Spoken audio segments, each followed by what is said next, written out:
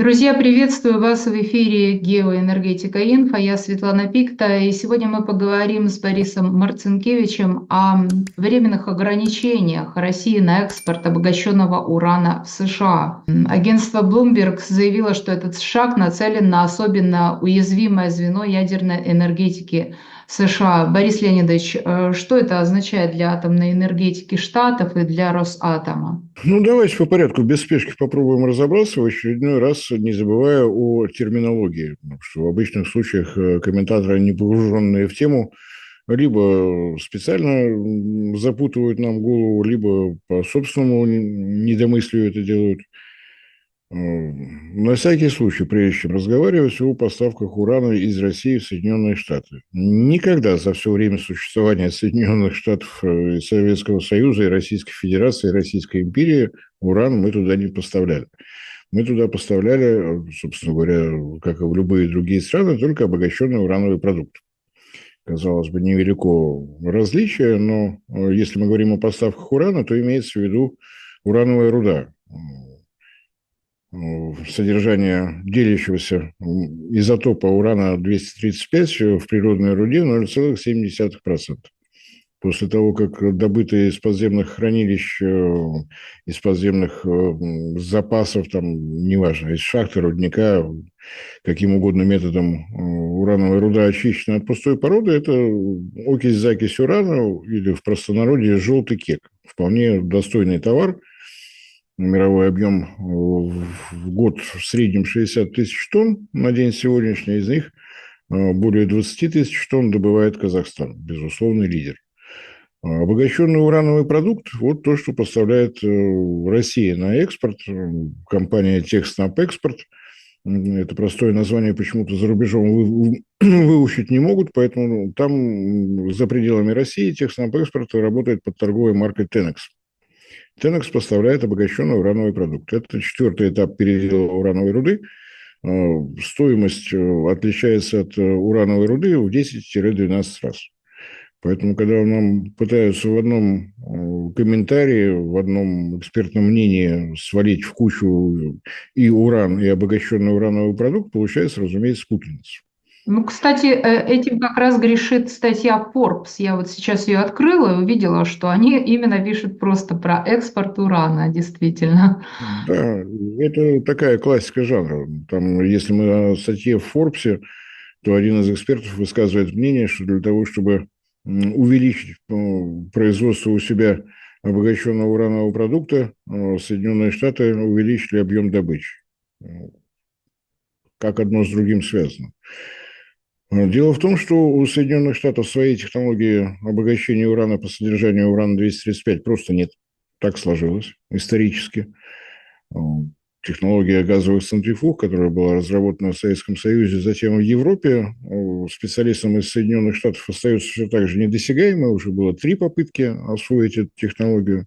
Одна изначально на заре атомной эры, то есть во времена Манхэттенского проекта, нет, не получилось. Вторая попытка была в конце 60-х, нет, не получилось. Еще одна попытка в нулевые десятые годы, нет, не получилось. Ну, не получается, не получается. Соединенные Штаты обогащали методом диффузии, но себестоимость такого производства в 25 раз выше, чем себестоимость по технологии газовых центрифуг, ну, соответственно, спорить с тем, что надо закрывать такие производства, не получилось. Соединенные Штаты достаточно долго упирались, но закрыли все. Единственный обогатительный завод, который у них на территории Соединенных Штатов имеется, называется Urenco USA. Urenco – это европейская компания, она действительно именно европейская. Акционерный капитал разделен в равных пропорциях между правительствами Германии, Англии и Голландии, или, как сейчас модно говорить, Федеративной Республики Германии, Нидерландов и Великобритании. Технология не передается. Название, ну, говорит само за себя. Построен этот завод был достаточно давно. Строился он на деньги европейских инвесторов, но под государственной гарантией США. То есть Юренко, прежде чем строить, был задан вопрос, будет ли у нас всегда сбыт. Да, будет. Чем можете гарантировать? Ну, у нас очень много атомных электростанций. Хорошо, дайте нам документ под названием «Государственная гарантия», мы пошли в банк. Получили, построили.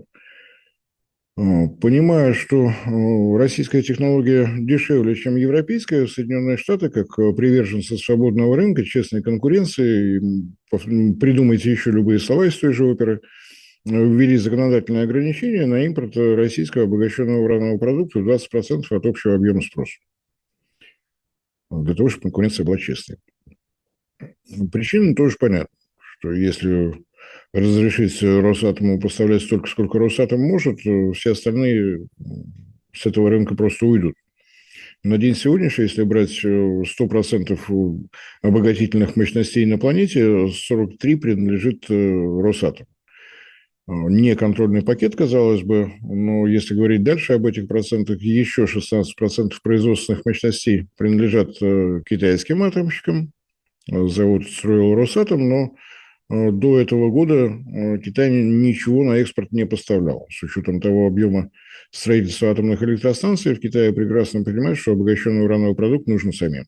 Ничего не продавали, даже то, что не шло сразу в работу, просто накапливалось, понимая, что новые и новые вводы предстоят, поэтому необходимо накапливать. То есть, если мы прибавим 43 и 16, ну вот уже и контрольный пакет. Оставшиеся обогатительные мощности, второе место – это Юренко. По-прежнему работают обогатительные заводы во всех трех странах, несмотря на запрет атомной энергетики. В Германии обогатительные заводы никто не закрывал, все в порядке. Второе место занимает по мощностям Юренко, третье – Китай. И четвертое – компания EDF французская, но у французов своей технологии по обогащению урана нет. И завод, принадлежащий компании Юренко, это тоже компания EDF, это тоже технология Юренко. И где-то там, если брать в процентных отношениях, порядка 7% мировых мощностей – это Юренко USA. Вот то, с чем они остаются. Еще один момент, про который не так просто уловить отличие американской атомной энергетики от советской, от российской. У нас это государственный сектор в обязательном порядке. В США владельцами американских атомных электростанций являются частные компании. Именно поэтому здесь вот так это выглядит все достаточно странно для нас, но тем не менее. Да, есть 20% ограничения, и вроде бы вот отсутствие российского обогащенного уранового продукта на американском рынке ничего страшного произойти не должно. 20% генерации – это доля атомной энергетики в Соединенных Штатах, вот 20% топлива не хватает, ну и что такого? 0,2 на 0,2 крохи и крохи. Но поскольку американские частные владельцы атомных электростанций – это бизнесмены, которые умеют считать деньги, и любят они, конечно, свой закон, соблюдать по букву закона, про дух вспоминать не обязательно, выглядела вся эта конструкция о поставках обогащенного уранового продукта строго в соответствии с тем, что написано в законе. Нельзя российский обогащенный урановый продукт, понимаем, приобретаем уран в Казахстане, для примера. Страна происхождения – Казахстан. Буква закона соблюдена? Соблюдена. Не российский уран? Нет, не российский, он узбекский. Не знаю, там, танзанийский, какой угодно еще. А то, что работу по обогащению где-то на стране заказали, ну, ничего такого страшного в этом нет. Ведь по происхождению это не российский уран, не российский, значит, все в порядке. Как с газом, с демократическим, да, Борис Леонидович? Да, приблизительно так же, но намного раньше. Эксперты оценивают такую реальную, не бумажную, а реальную долю обогащенного уранового продукта из России на американском рынке в 35%. То есть почувствуйте разницу. Мистер Байден подписал закон, который в июле этого года вступил в силу. Запрет на импорт урана из России или изготовленный российскими компаниями, то есть здесь жестко. Но при этом в законе есть оговорка о том, что Министерство энергетики США может предоставлять исключение из этого эмбарго до конца 2027 года, в том случае, если аналогичного товара нет на рынке или его отсутствие предоставляет угрозу для национальной энергетической безопасности США. Первой компанией, которая подала заявку на предоставление вот таких исключений, была компания Centrum Energy. Это основной дистрибьютор российского обогащенного уранового продукта. Грубо говоря, она закупала оптом, потом в зависимости от того, когда каким атомным электростанциям нужно, в том объеме и продавала. Еще не дожидаясь формулирования правил со стороны Министерства энергетики, они уже подали заявку, понимая, что кто первый, тот и молодец.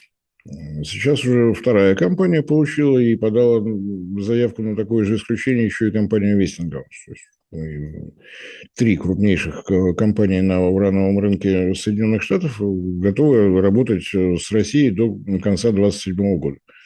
Я так понимаю, в надежде на то, что мистер Трамп, может быть, что-то в этом законе поправит.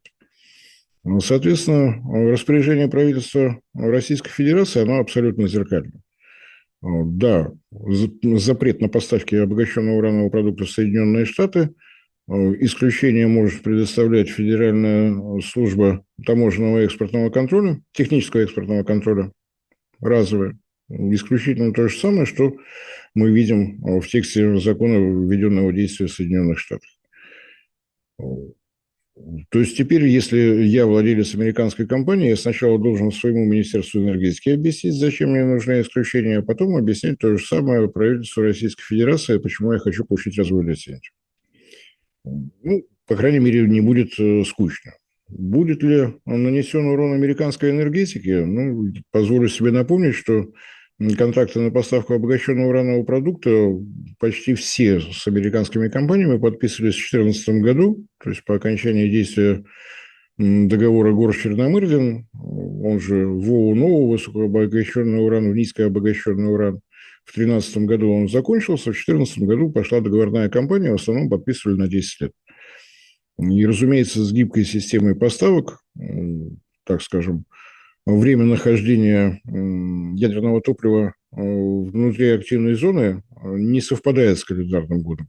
18 месяцев в основном у американских атомных электростанций. То есть в этом году надо больше, в следующем году надо меньше, в зависимости от того, как кому было нужно, так они и покупали. Пока не настал 2023 год, пока не обострились политические отношения между Соединенными Штатами и Россией, и владельцы американских атомных электростанций, зная о талантах своего прекрасного руководителя, в течение 2023 года выбрали все остатки по всем договорам. И мы увидели скачок по объемам продаж. Если в обычных случаях было 700-800 миллионов долларов, то в 2023 году 1,2 миллиарда. То есть они изъяли все. И надо отдать должное, мистер Байден их не подвел. Он действительно сделал гениальный шаг. Они все считали его очень умным человеком. Вот и Трамп его называет умным человеком, все его называют умным человеком, правда, альтернативно умным. То есть он свое дело сделал, американские владельцы атомных электростанций как могли перестраховались. По таким негласным оценкам на ближайшие пару лет им вполне достаточно того, что они успели вывести. Если сейчас им удастся играть с двумя исключениями из правил, с американским исключением, с российским исключением, ну, значит, за 2 года еще что-то успеют привести. Для того, чтобы можно было работать и дальше спокойно, за это время надо каким-то образом решить, где брать обогащенный урановый продукт. Если мы смотрим на статью Bloomberg, которую вы упомянули, для того, чтобы, значит, эту проблему решить, будут увеличены закупки в Казахстане. Ну, прекрасно. Урановую руду вы в Казахстане закупить можете. Казахстан не обогащает уран. Он обогащает только руду. Сколько бы вы его ни везли, вопрос будет только об одном – где обогащать. Если за это время не появятся новые производственные мощности, обогащать будет негде. Разговоры о том, что Соединенные Штаты легко найдут место, где это делать еще, но последнее по времени завод по обогащению урана построен во Франции. На это ушло 8 лет. Представить себе, что это будет быстрее. Завод по обогащению урана – это ядерно радиационно опасный объект. По меркам МАГАТЭ, разумеется, все это надо соблюдать. Нужно получить лицензию от государственного регулятора. Государственный регулятор Соединенных Штатов от многого происходящего в Соединенных Штатах отличен тем, что ему глубоко фиолетово, какая власть на дворе, кто у них президент. Они обязаны соблюдать все требования МАГАТЭ и делают это совершенно безукоризненно. Так что построить быстрее, чем это делают, было сделано во Франции, вряд ли. Ровно об этом же говорит генеральный директор МАГАТЭ, что если вы хотите избавиться от российских технологий, вам нужно лет 7-8 очень напряженно работать. Всем вместе, всем трудовым коллективом западным. Могут построить французы. Да, лицензия, которую ему выдала на строительство таких заводов Юренко, позволяет это сделать. Денег нет. Значит, нужно добиваться либо кредитования, либо, соответственно, государственной гарантии от правительства США, которая позволит кредитоваться быстро и без проблем. Пока французы такого поощрения со стороны правительства США ни разу не получали. Может ли пойти на такой же маневр сама Юренко, построить новый завод, расширить этот? Да, такие планы есть. По оценкам Юренко, лет за 5 должны справиться. Вот, собственно говоря, такая ситуация. Отдельная тема то, что в той же статье Bloomberg идут ссылки на то, что все та же компания Centrum освоила производство ядерного топлива «Халио». Это английская аббревиатура, на русский лучше даже не пытаться переводить. Высококачественный, низкообогащенный энергетический уран, ну, простите, может быть, американцы понимают, что это такое, я не очень. Для нас это обогащенный урановый продукт, в котором содержание 235-го изотопа не 5%, обычный такой, ну, то, с чем работаем, а 19,5%. Для чего он нужен? Достаточно специфическая вещь. Он требуется для работы атомных станций малой мощности. Атомная станция малой мощности – это реактор мощностью до 300 мегаватт. То есть, если большая атомная электростанция – это 1000 мегаватт, здесь в 3, в 4, в 5 раз меньше. Тут, опять же, не надо быть атомным физиком, чтобы понять, что происходит. Вот у вас маленький реактор, вы в активную зону ставите обычное ядерное топливо, делящегося материала там мало, потому что реактор маленький. Выгорает он достаточно быстро. Если вы поставите обычного обогащения ядерное топливо, то месяца через 3-4 его надо менять. Это остановка работы, перегрузка топлива. Соответственно, все то время, пока вы перегружаете, реактор не работает, электроэнергия не производится, деньги не идут. Невыгодно. Для того, чтобы вот эта топливная сессия была дольше, нужно, чтобы в активной зоне было больше делящегося материала. Как это сделать? Повысить обогащение.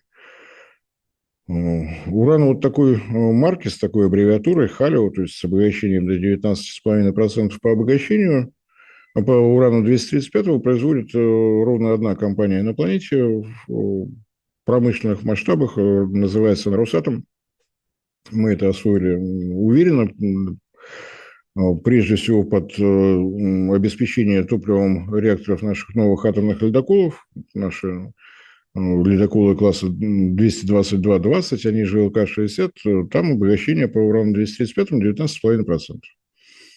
Соединенные Штаты заявили, что компания Centrum Energy тоже это освоила. В прошлом году было произведено ни много ни мало целых 90 килограмм обогащенного уранового продукта вот с таким содержанием изотопа. Это большая технологическая победа. Чтобы было понятно, о чем идет речь, реактор Ритм-200, работающий на наших атомных ледоколах, электрическая мощность 55 мегаватт, начальная загрузка топлива 460 килограмм. Соединенные Штаты сумели сделать 90. Прекрасный результат. При этом они не раскрывают информацию, как они это сделали, то ли за счет газовых центрифуг, то ли на самом деле речь идет о разубоживании оружейного урана, где содержание урана 235 порядка 90%. Может быть, вот так.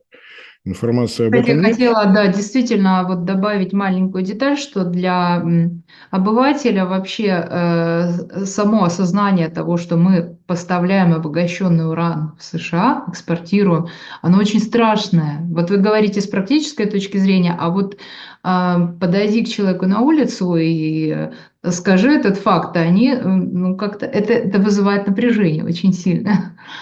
Не надо напрягаться, пока электричество не выработано. Превратить энергетический уран в оружейный, для этого надо иметь технологию обогащения. В Соединенных Штатах она отсутствует.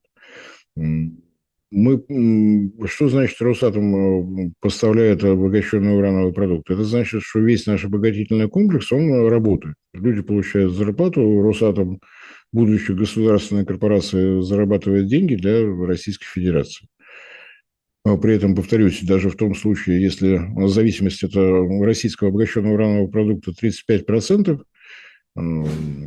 установленная мощность атомных электростанций на территории США 20% в балансе. 0,2 умножить на 0,35 – вот та зависимость, которая у него есть сейчас.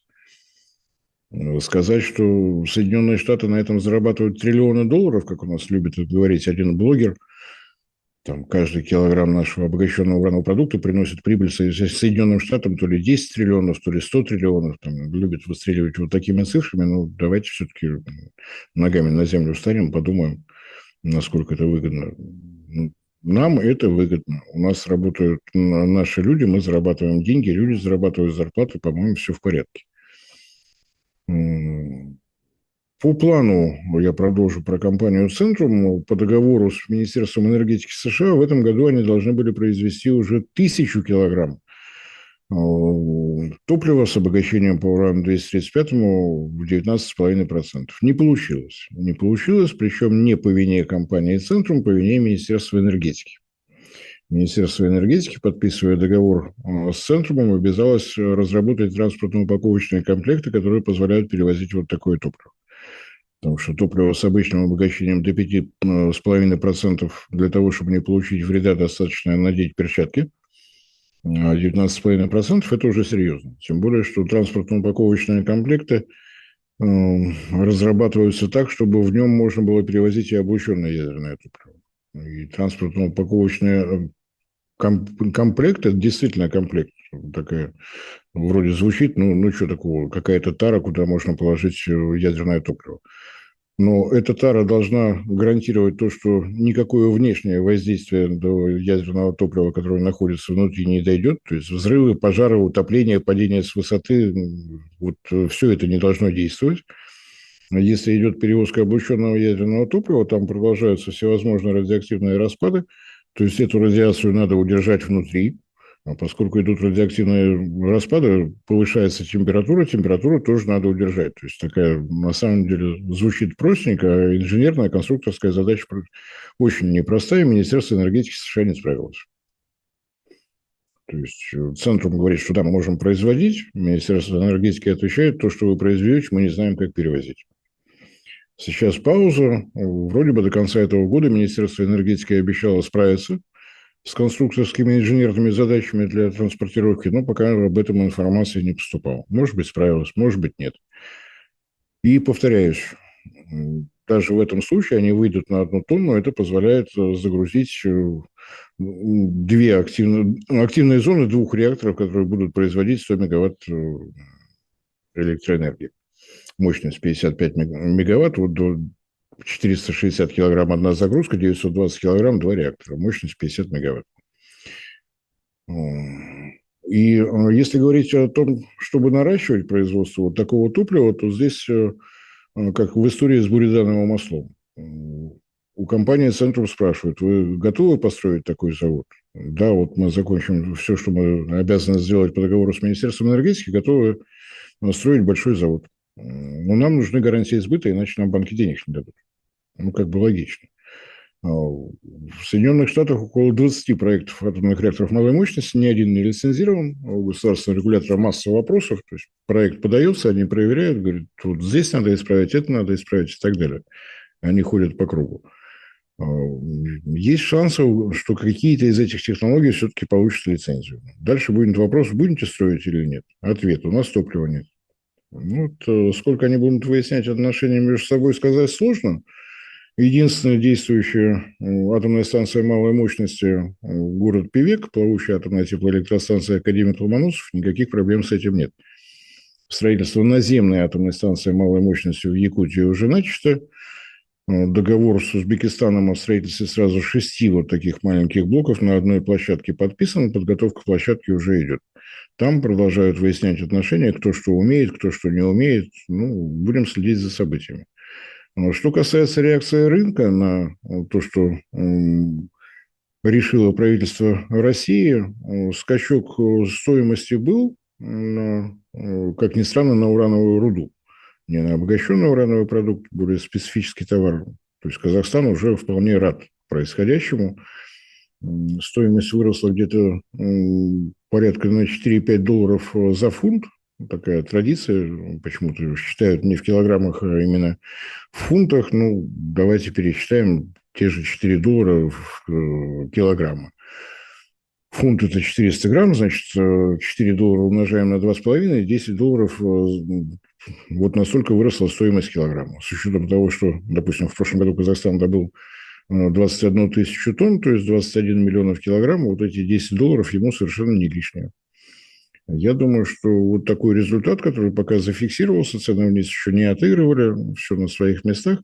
В преддверии визита президента Российской Федерации в Астану на встречу с президентом Казахстана 27 ноября запланировано. Ну, Владимир Владимирович приедет не с пустыми руками, будет чем порадовать коллегу в преддверии Нового года, Рождества и так далее. Может быть, какие-то другие переговоры пройдут более успешно после такого небольшого подарка. Ну что же, спасибо вам огромное за разъяснение этого достаточно сложного, как по мне, вопроса. Друзья, мы ждем вас в наших эфирах. Ну, если резюме подводить, то ближайшие 3 года Соединенным Штатам беспокоиться не о чем. Им предстоит сейчас разобраться с феноменом Китая. Китай никогда не продавал обогащенный урановый продукт, и вдруг летом этого года стал предлагать. Наш Росстат зафиксировал неожиданный рост заказов на поставки обогащенного уранового продукта из Китая в 3 раза по сравнению с прошлым годом. Видимо, случайно совпало. То есть тот самый демократический газ, даже если он называется обогащенный урановый продукт, это, видимо, будет продолжаться. Китай заказывает уран у нас, продает уран в Соединенные Штаты. Ну, я думаю, что с учетом стажа совместной работы российских и китайских атомщиков мы друг друга не обидели. А вот что по этому поводу думают владельцы американских атомных электростанций, надеюсь, мы услышим. Ну что же, и волки сыты, и буква закона соблюдена. Самое главное. Спасибо вам. Спасибо за внимание. Всем всего доброго.